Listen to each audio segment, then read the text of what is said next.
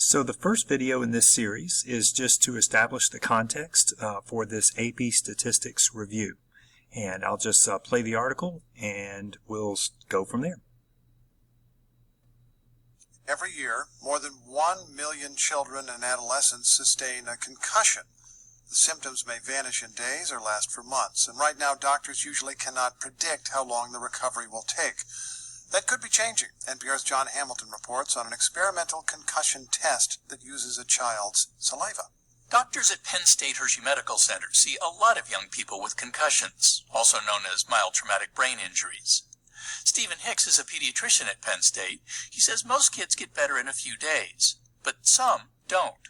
Roughly 15 to 25% go on to have these prolonged headaches, fatigue, nausea, and those symptoms can last sometimes 1 to 4 months. Hicks says the problem is he doesn't know which kids are going to have long-term problems. Parents often say that their biggest concern is, when is my child going to be back to normal again? And that's something we have a very difficult time predicting. So Hicks and a team of researchers have been looking for some kind of lab test that could help. They knew that after a concussion, injured brain cells try to heal themselves. As a part of this process, cells release tiny fragments of genetic material called microRNAs. Researchers realized that some of these fragments also turn up in blood and even saliva. So Hicks says they did an experiment that involved 50 concussion patients between 7 and 18. When they came to our medical center and received the diagnosis of concussion, we evaluated them with some standard survey-based tools, and then we also got a sample of their saliva. Usually about a week after the injury. The team measured levels of many different microRNAs, and eventually they found a handful that let them predict with nearly 90% accuracy whether a child would still have symptoms a month after an injury. Hicks says one microRNA even predicted a specific type of concussion symptom. Those children who had the most altered levels reported a lot of difficulties with memory and also with problem solving. Hicks, who consults for a company that hopes to market a concussion test, says the results need to be confirmed in a larger study. But he says if the approach works, a pediatrician could collect saliva with a swab, put it in a package and send it off to the lab, and then be able to call the family the next day. The research is being presented this week at the Pediatric Academic Society's meeting in San Francisco. Manish Bomia is an adjunct assistant professor at the Uniformed Services University of the Health Sciences in Bethesda. He says a lab test for concussions could improve care for young people who don't have obvious symptoms. A lot of children get mild concussion.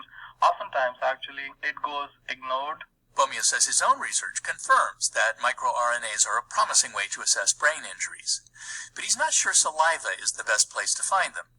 Bomia says blood, which tends to have more microRNAs than saliva, might allow an even more accurate concussion test. John Hamilton, NPR News. Okay, there you have it. Now, from here, we're going to talk about several things, and one of the questions is this a survey, an experiment, or an observational study?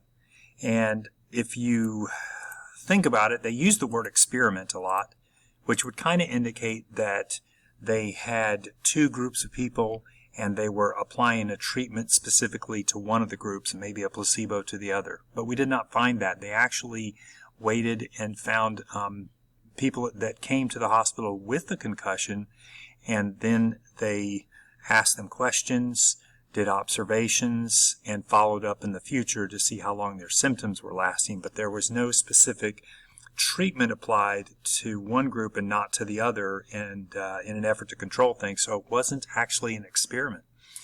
It was a combination. They said they had asked them some questions, so they got surveys in there, and they checked for correlation between these microRNAs in your saliva and the symptoms of your concussion. And see, that really accentuates the issue about determining cause and effect. It's not the microRNAs that were necessarily causing the symptoms to last for a long time, but they were just an indication that they were going to last for a longer time or a particular type. So the microRNAs they have an association with it. So just to highlight the differences in those. Okay, the remainder of the videos will just highlight different aspects of or concepts that we've learned this year, and just relate it back to the concussion test. Thank you.